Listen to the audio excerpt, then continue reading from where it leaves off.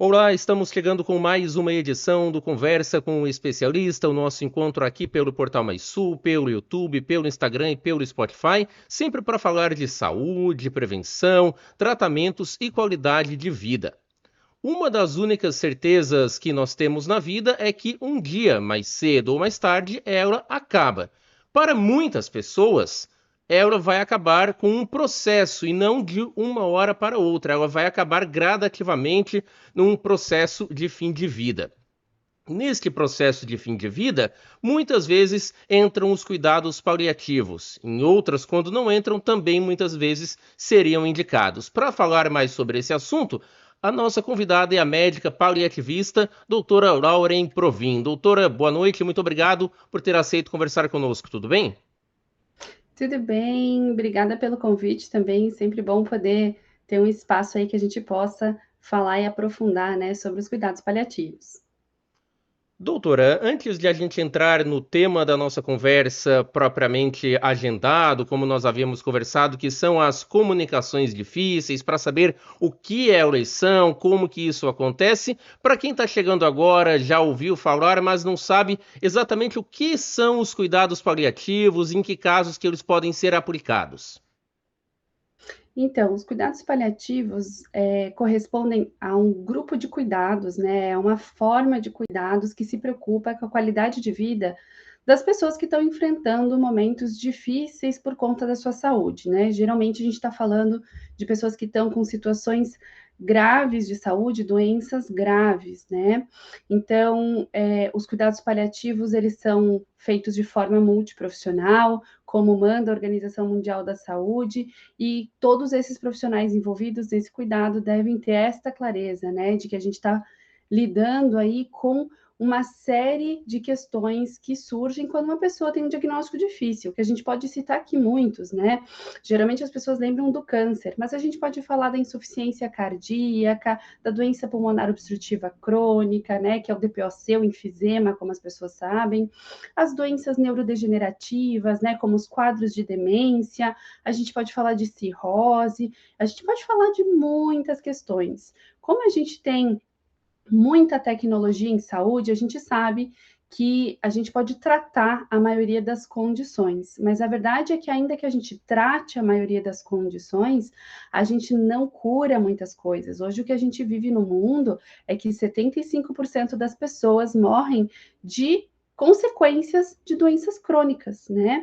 E aí a nossa preocupação é essa: como essas pessoas estão vivendo? Quando os sintomas surgem, quem que está cuidando? Porque surgem dúvidas, surgem medos, surge dor, falta de ar, surgem decisões, né, para a gente tomar. E quem que está cuidando, né, desse lugar integral das pessoas, né? Já que nós somos biopsicossociais e espirituais. E aí os sintomas podem vir de qualquer uma dessas dimensões que a gente tem. Pode ser do físico, pode ser do emocional, pode ser do social, dos seus papéis, das suas relações sociais, e pode ser do espiritual.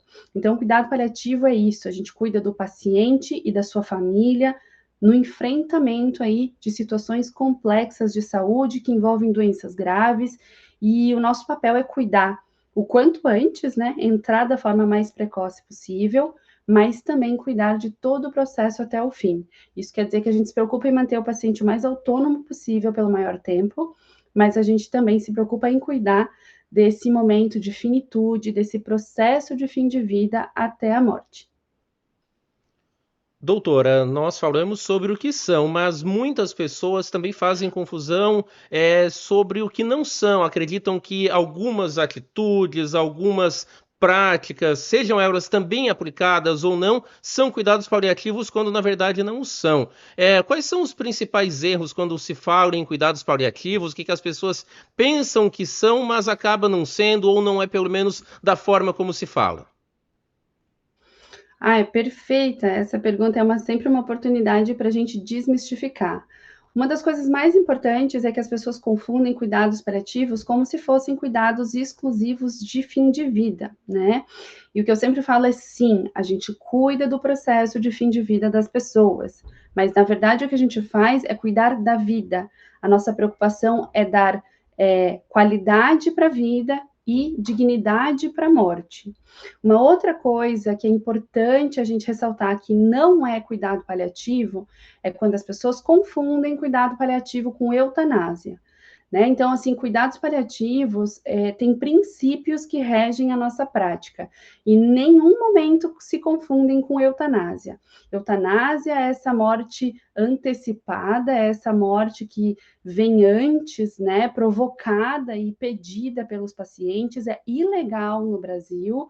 É uma discussão que a nossa sociedade não está ainda muito pronta para ter, por diversas questões muito complexas, né, culturais e sociais. Então, cuidado paliativo não é eutanásia. Se em algum momento as pessoas veem isso acontecendo, ou, enfim, tem receio que isso possa estar acontecendo em algum ambiente de cuidado, não pode ser confundido, né? Eutanásia e cuidados paliativos não são e nem nunca vão ser a mesma coisa. Uma outra questão importante é quando as pessoas dizem que cuidado paliativo é só da morfina, né? E eu sempre digo, gente, morfina é um analgésico potente.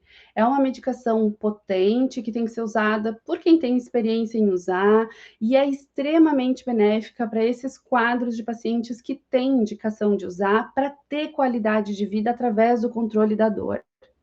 Né? Mas assim, só prescrever morfina, mas não saber acolher o paciente, conversar sobre o seu diagnóstico, sobre o seu prognóstico, não conseguir fazer cuidados de outros sintomas, né? Não olhar de forma integral, só da morfina está muito longe de ser cuidado paliativo, muito longe, né? Então, a gente tem uma série de outras coisas que não são cuidado paliativo, como, cuidado paliativo é só sedar o paciente. Não, a maioria dos pacientes que são acompanhados por equipes de cuidados paliativos não passam por processos de sedação, por exemplo, né? Sedação paliativa é algo muito específico, deve ser feito com muito critério, também por profissional especialista, de uma forma criteriosa e correta, como mandam os nossos protocolos, né? Então, tem uma gama de confusões que a gente vê acontecer, e acho que dentre essas confusões, essas que eu citei, de que não é só da morfina, não é o mesmo que sedação, não é só no final da vida, e não pode ser confundido com eutanásia, são as principais. Agora, doutora, além disso, nós temos uma situação que é muito, eu acredito ser uma das mais difíceis, mais até mesmo desagradáveis para o paciente, para o próprio profissional de saúde que vai também cuidar deste caso e para a família que está acompanhando, que é quando você vai comunicar que determinado quadro, determinada doença ou condição ela não vai mais dentro das práticas conhecidas da medicina, ter uma cura, mas vai ter um acompanhamento para, como você disse, cuidar do bem-estar e da qualidade de vida desse paciente até o fim.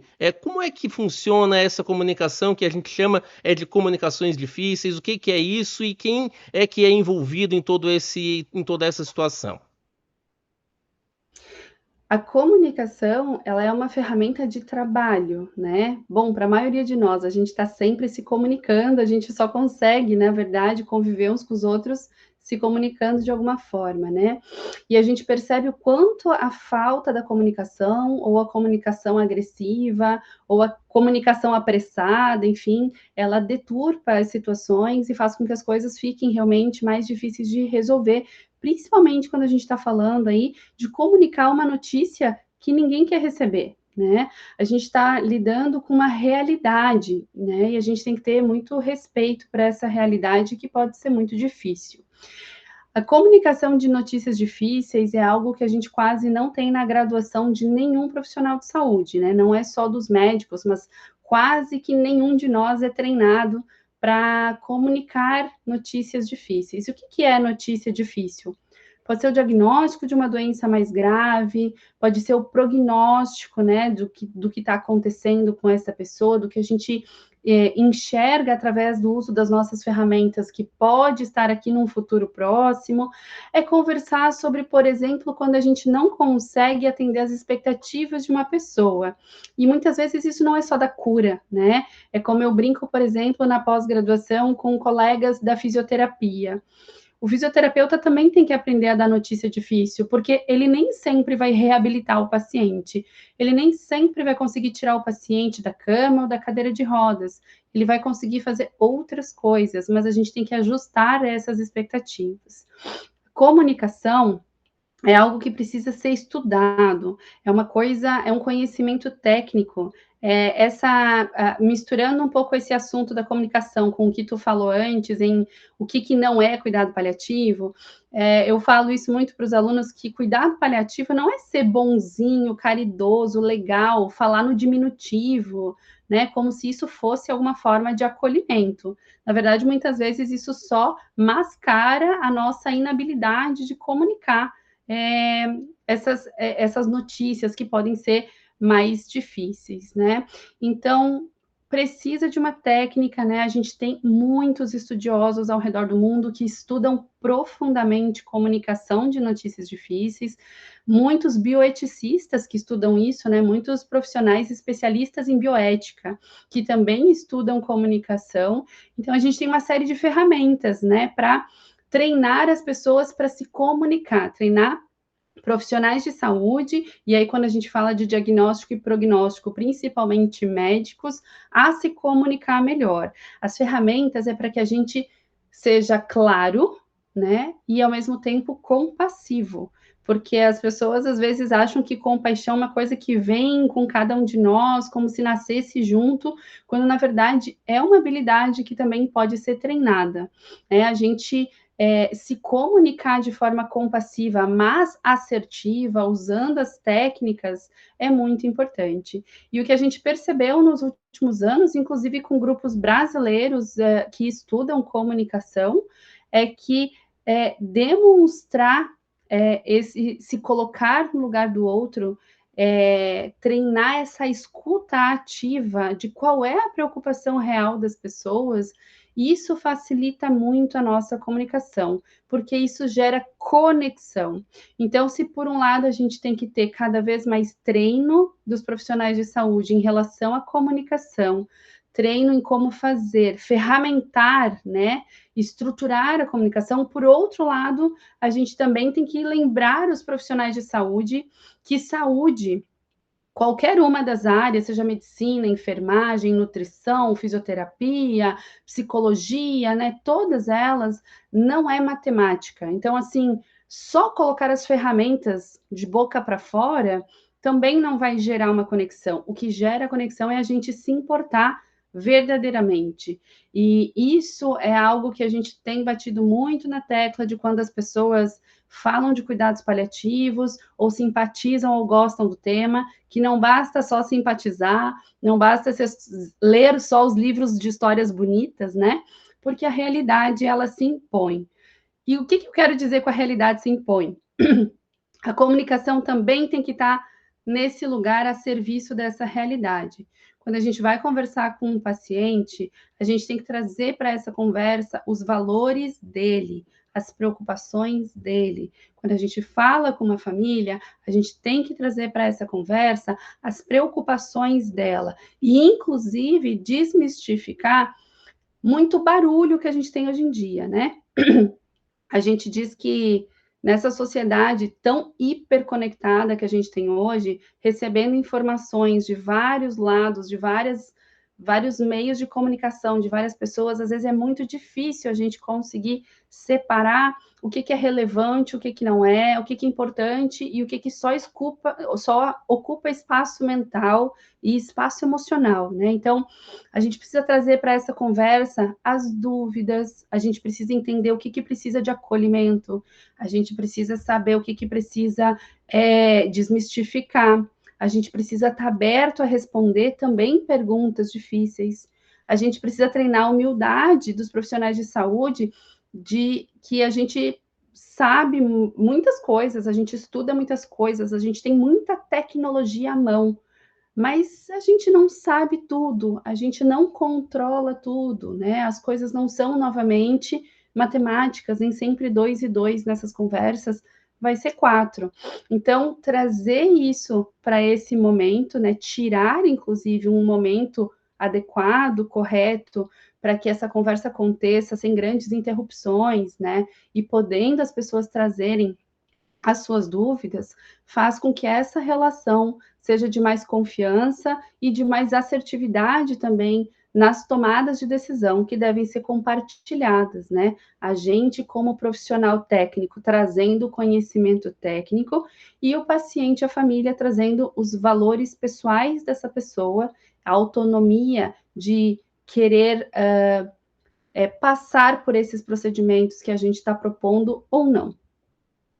Esse é o grande papel, né, da comunicação, é a gente tomar decisões adequadas de acordo, né, com os valores de cada pessoa.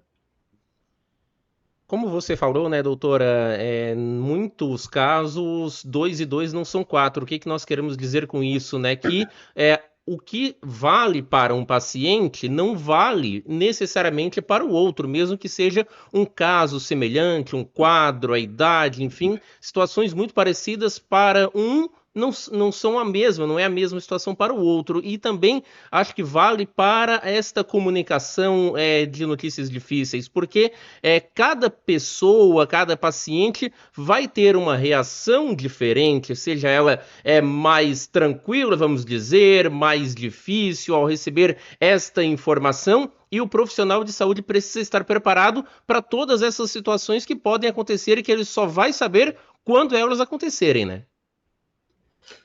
Sim, a gente tem que considerar essa individualidade, né?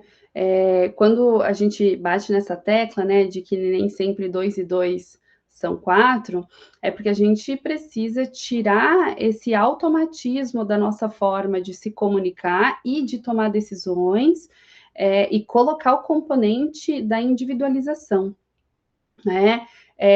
E isso tem que ficar claro, né? Por exemplo, quantos pacientes a gente vê fazendo os mesmos tratamentos, as mesmas medicações, se submetendo aos mesmos procedimentos e tendo respostas completamente diferentes, né? Alguns se recuperam logo, outros têm muitos efeitos colaterais e passam por toxicidade desses tratamentos, outros não, simplesmente não têm respostas, né? Eles não a resposta que a gente espera com determinados tratamentos não acontece, né? Trazendo um pouco para dentro da minha especialidade, é como quando a gente vai tratar dor, né? Principalmente dores crônicas. É complexo a gente tratar um sintoma que tem tanta informação diferente, né? A dor que tem o seu componente físico, mas também tem o seu componente emocional. E a gente querer tratar todas as dores crônicas de todos os pacientes da mesma forma, com os mesmos remédios, né, com os mesmos procedimentos, os mesmos encaminhamentos. Né? Isso é utópico, na verdade, isso faz parte de um processo de educação em saúde constante. A gente desmistificar isso que as pessoas têm, principalmente na área da medicina, de que a medicina tem aquela pílula mágica para tudo, né? Para todas as doenças, para todos os sintomas, com todas as respostas. Na verdade, quanto mais complexa a nossa sociedade vai ficando e quanto mais complexa a nossa tecnologia vai ficando, mais perguntas vão surgindo, né? E a gente tem que considerar, então, esse indivíduo. Qual é a sua história? Quais são as doenças que tem, quais são os sintomas que tem, o que é mais importante, o que preocupa mais, qual foi a resposta dos tratamentos que ele já teve, e isso é extremamente individual, né? Isso não é uma receita de bolo. Outra situação também muito importante, né, doutora Lauren, é quando você fala sobre tecnologia, muitas pessoas lembram de procurar tratamentos experimentais na internet, para quem tem condições fora do país, medicamentos, procedimentos, situações que muitas vezes, como vocês que são da área conhecem muito bem, não têm uma comprovação e vão causar muito mais desconforto e sofrimento do que benefícios para aquele quadro. Nesse caso, também entra essa importância dessa comunicação, dessas notícias difíceis, dessa comunicação assertiva para o paciente, para que ele seja esclarecido. É claro que a autonomia é dele, mas para que ele seja informado sobre o que realmente pode ser levado para aquele tratamento e o que não vai acontecer? Com certeza, isso tem que ser uma conversa honesta e tem que fazer parte de uma dinâmica, né? Quanto mais sintomas ou maior gravidade de um quadro uma pessoa tem, mais vulnerável ela está às vendas dos milagres, como eu costumo dizer.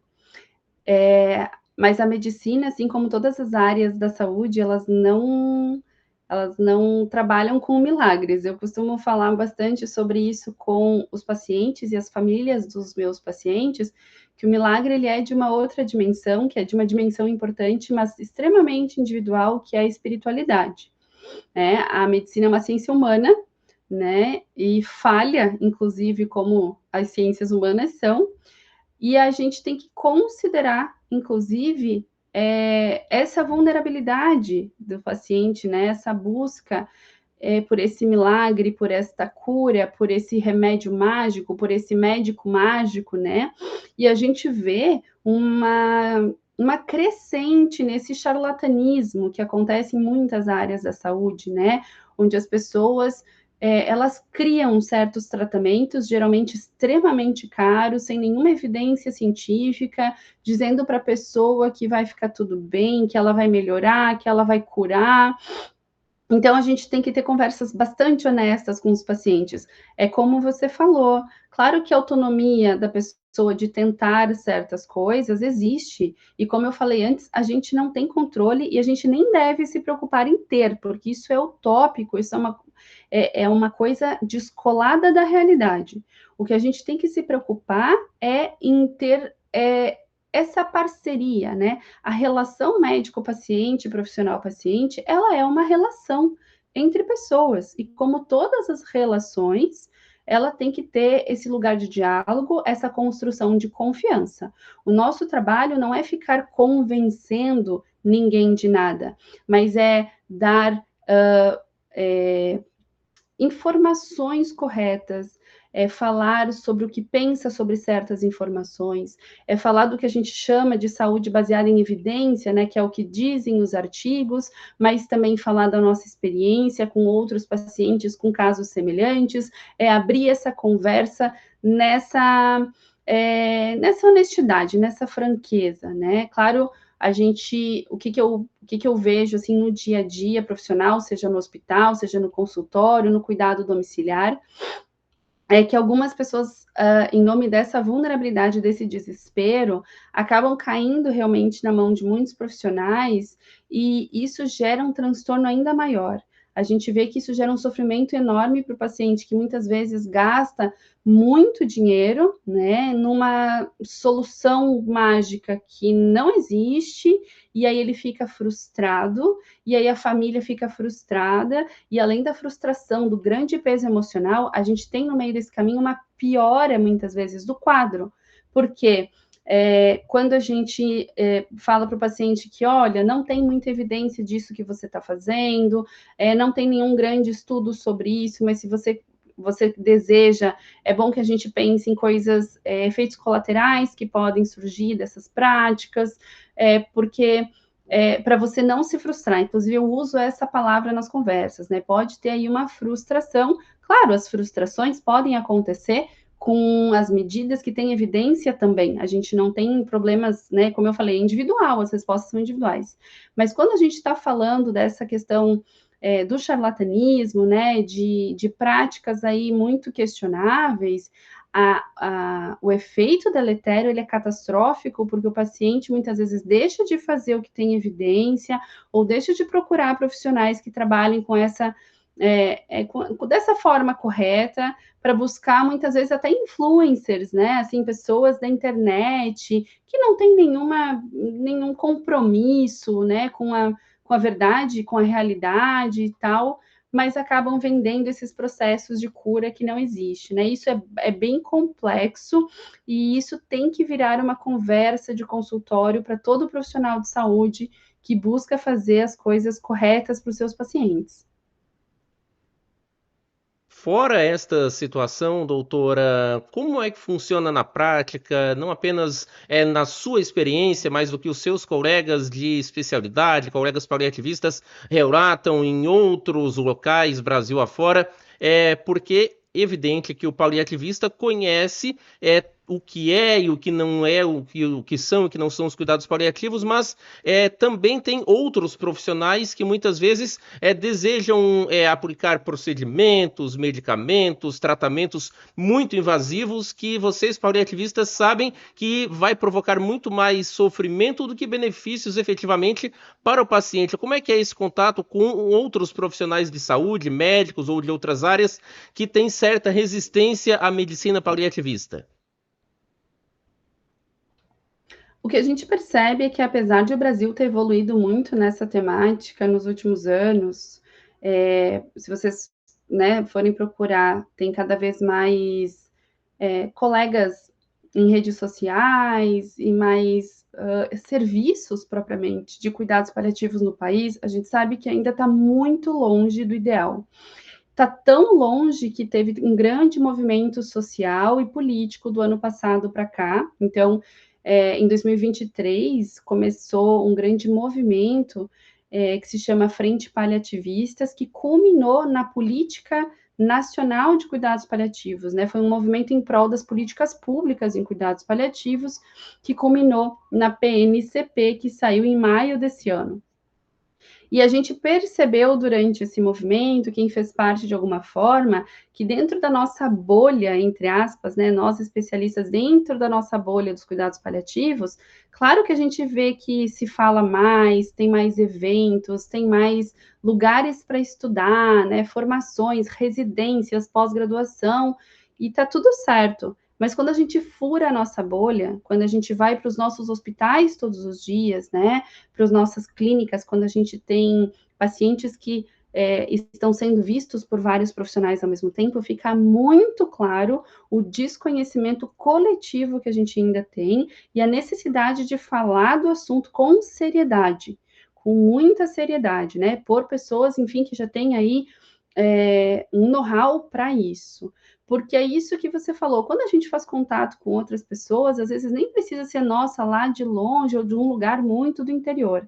Às vezes muito perto, né? E aí eu estou falando que de Florianópolis, eu estou numa capital e a gente vê o desconhecimento, né? Às vezes é porque confunde com aqueles conceitos que eu falei antes, que não são cuidados paliativos, às vezes porque diz, eu não acredito nisso, e eu fico pensando como que a pessoa profissional de saúde que cuida de gente não acredita, né, numa especialidade, numa atuação que está preocupada justamente com a qualidade de vida das pessoas, né? Não faz nenhum sentido a pessoa, inclusive, falar uma coisa dessas. E claro que existe uma resistência muito maior dentro dos médicos em relação a outros profissionais da saúde. Isso se estuda, inclusive, no mundo inteiro, né? Porque a resistência vem bem mais da medicina do que de outros profissionais, mas é porque a maioria dos médicos foi formado para ser intervencionista, né? Que é para fazer coisas, prescrever remédios, prescrever procedimentos, para ser invasivo, né? E o que a gente percebeu ao longo da história e da medicina e do cuidado de uma forma geral, não necessariamente dos cuidados paliativos, mas dos cuidados em saúde, é que nem sempre mais significa mais cuidado. Às vezes o que a gente precisa é menos, porque tudo que a gente faz, que a gente prescreve, tem sim um efeito nessa pessoa. Muitas vezes efeito colateral. Isso é bem fácil de perceber quando a gente tem um pai, uma mãe, um avô, um cônjuge que toma muitos remédios e às vezes tem um efeito colateral e a gente nem sabe de onde veio. Além das interações medicamentosas que podem ser deletérias.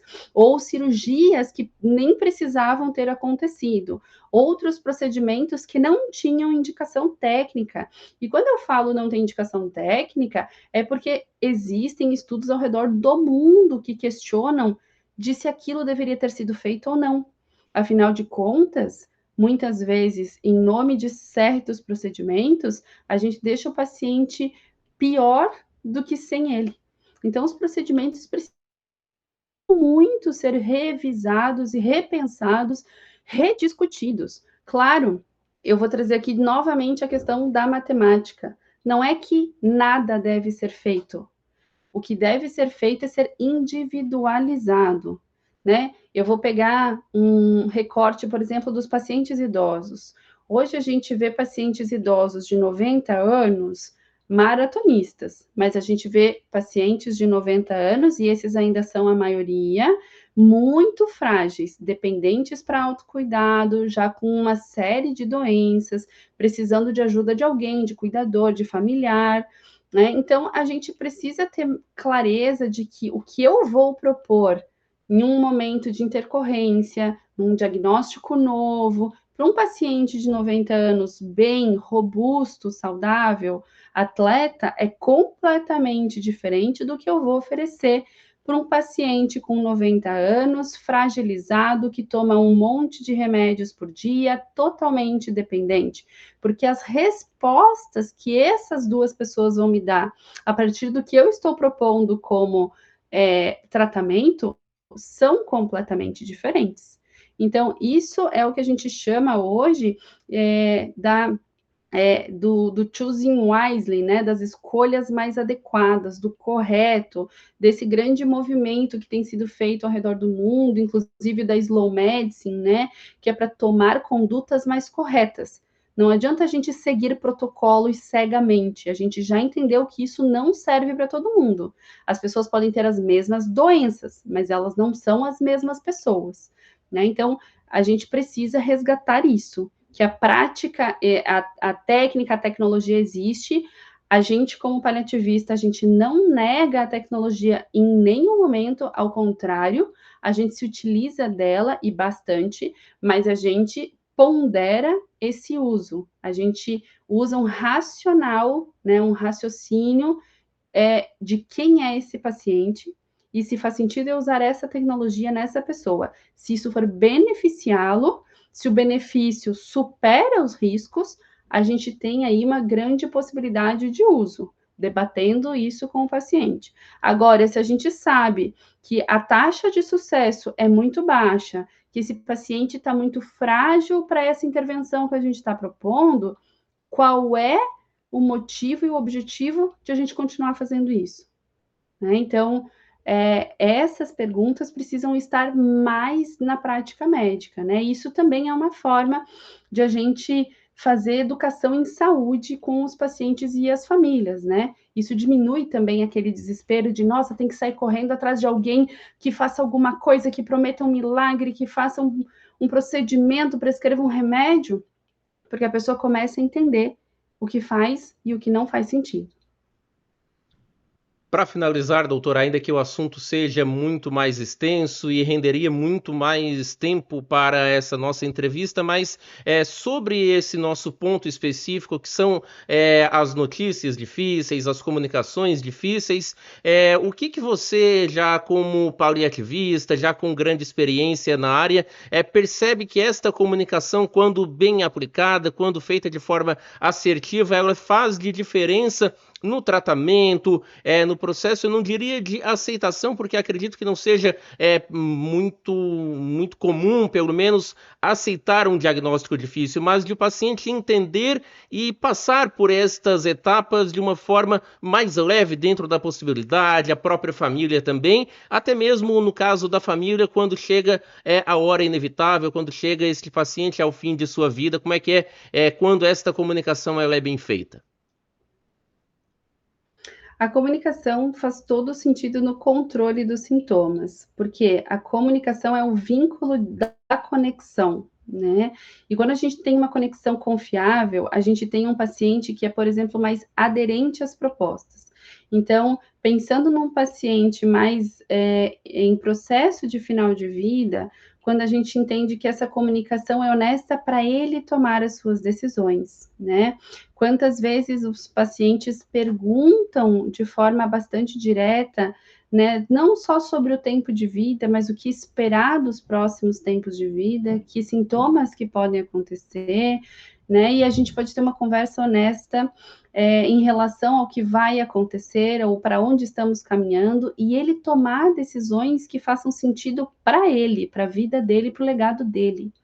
E esse é um poder importantíssimo da comunicação, que é você estar presente, né, nas decisões que esse paciente toma, ajudando ele a tomar as decisões. Então, eu já tive pacientes, por exemplo, que durante essas conversas tomaram decisões de fazer uma grande festa de despedida de família. Eu tive uma paciente que fez uma festa com quase 100 pessoas e ela sempre falava que ela queria que as pessoas se despedissem dela daquele jeito, enquanto ela conseguia interagir, conversar, comer. Ela sempre foi muito alegre, muito extrovertida e para ela foi bem importante poder se despedir das pessoas assim, e ela falou para todo mundo, ela escreveu para cada convidado, né, que o que estava acontecendo com ela, que a partir daquele momento ela queria só ficar com os filhos, que para ela era importante passar o final da vida dela só com os filhos, né? Então, a comunicação tem esse poder, da pessoa ter a sua realidade na mão para poder tomar decisões que são verdadeiras para si, né? Você falou de aceitação, eu falei, né, de um recorte de uma paciente mais ao final da vida e o poder que a comunicação tem de ajudar ela a ser autônoma nas suas decisões. Quando eu penso em pacientes que ficam mais tempo, né? Por exemplo, eu tive um paciente que ficou quase 7 anos comigo. E nesse processo, né, de doença que cronifica, que progride, né? Enfim, cada doença tem um processo, algumas têm processos muito rápidos, outros têm processos mais lentos, e em um desses momentos, desses 7 anos, teve muitas respostas. Teve um momento de revolta com o diagnóstico, teve um momento de raiva com o tratamento e com as toxicidades, os efeitos colaterais do que estava acontecendo. Teve vários momentos, né? As pessoas, elas são um universo, cada um de nós é um universo, e as respostas vão ser diferentes. Mas teve um determinado momento que a gente estava conversando, em que quando teve um lugar assim de resiliência, assim de transformação em relação àquela realidade, ele conseguiu tomar decisões baseadas nisso. Ou ele voltou para a cidade de onde ele sempre morou a vida inteira para ficar mais perto dos pais, né? Ele conversou com a esposa sobre as vontades, sobre o que ele queria ajeitar. Ele foi no cartório fazer decisões em relação aos seus bens materiais. Então, o poder da comunicação, dessa comunicação compassiva e de a gente estar presente, mesmo quando as reações podem ser muito ruins, né? Então, pessoas que têm grandes crises de choro ou que ficam com muita raiva, às vezes esmurram uma porta, a gente entender que essa reação é com a notícia, é com a mensagem, não com o mensageiro. O nosso papel é compreender que essas reações são normais, que é o que essa pessoa deu conta naquele momento, é estar ali para acolher isso e para continuar nesse processo honesto de construção. A gente vai construindo a realidade para essa autonomia vir à tona. E esse é o poder da comunicação bem feita e da presença desse profissional que se dispõe a fazer isso, né? É o poder da comunicação de dar autonomia para os pacientes, para eles tomarem decisões baseadas na realidade e não na mentira, como ainda acontece muito, né? Eu já fui chamada para atender pacientes muito, assim, muito graves, num processo de muito final de vida, que eu não conhecia antes e que a pessoa me perguntou por que ninguém te chamou antes? Eu precisava tanto ter conversado sobre isso antes, porque eu quero ver o meu filho, que faz não sei quantos anos que não vem para o Brasil, eu queria conversar com meu irmão, que a gente teve uma briga não sei quando, eu tenho um terreno que eu queria conversar com a minha mulher para dar para meu sobrinho, que foi nosso filho praticamente adotivo. Então, assim, a comunicação é isso, é a gente oportunizar as pessoas a tomarem decisões baseadas na sua própria vida, no seu legado, na sua construção, com dados de realidade. Isso não quer dizer que a gente vai comunicar de qualquer jeito, goela abaixo, como eu costumo dizer, não existe isso. Existe uma forma, existe técnica, né? Existe um tempo também, mas a gente tem que lembrar que a comunicação também é uma ferramenta de trabalho que controla sintomas e acolhe as pessoas. Doutora, para quem ficou com alguma dúvida, quer buscar mais informações, seja através de atendimento para as famílias ou para os próprios pacientes que têm condições que podem ser ou que eles já sabem que são elegíveis para cuidados paliativos, ou para os profissionais de saúde que nos acompanham, que buscam também atuar na área, que já atuam e querem mais conhecimento, que vocês também têm a Conexão Paliativa, que é uma pós-graduação, tem outros cursos também para profissionais da saúde sobre o tema. E como é que as pessoas podem encontrá-la nas redes sociais para entrarem em contato?